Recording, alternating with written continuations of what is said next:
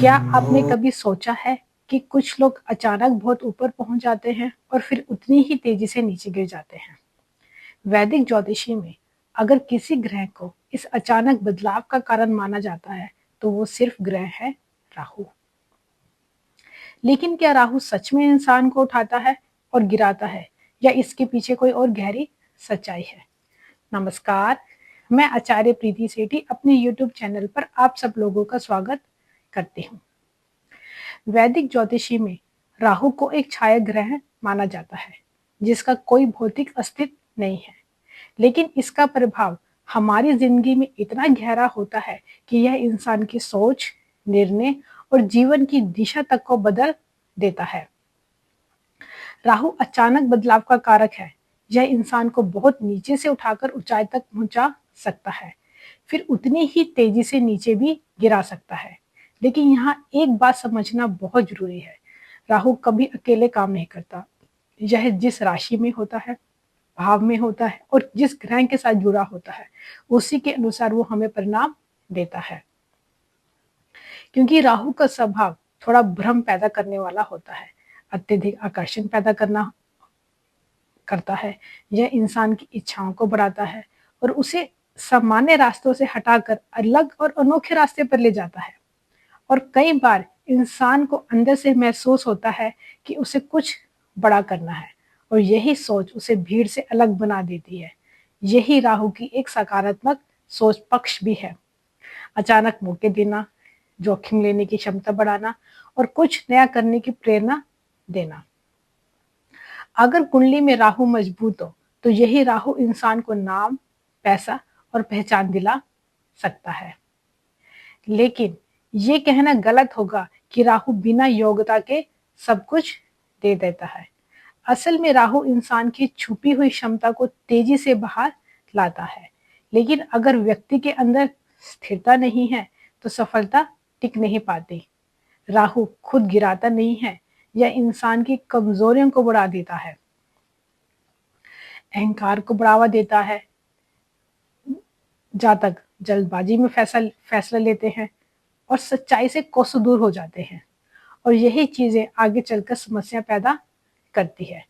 इसलिए राहु पहले तो ऊपर उठाता है, फिर सिखाता है, कहता है कि जमीन से जुड़े रहना कितना जरूरी है। राहु का सबसे ज्यादा प्रभाव इंसान के मन पर पड़ता है।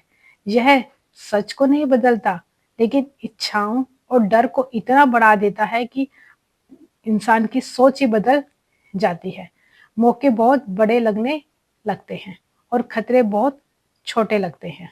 यही कारण है कि इंसान कभी बहुत आगे बढ़ता है और कभी बड़ी गलती कर बैठता है।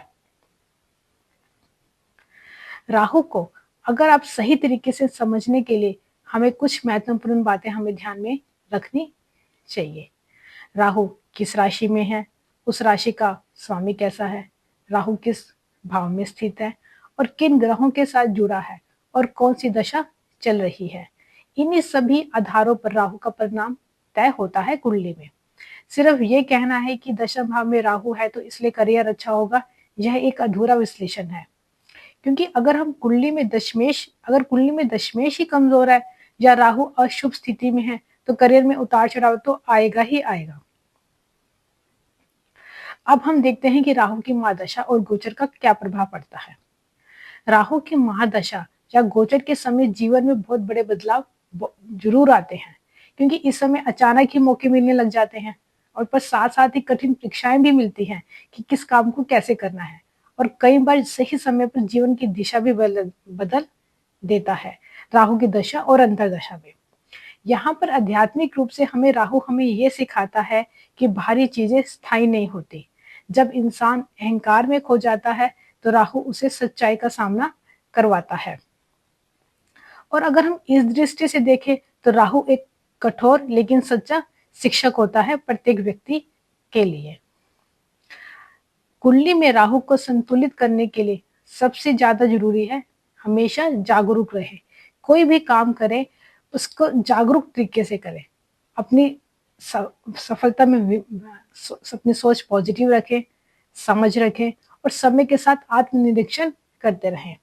अगर इसी राहु को गुरु का मार्गदर्शन मिल जाए तो राहु का प्रभाव काफी हद तक संतुलित हो जाता है।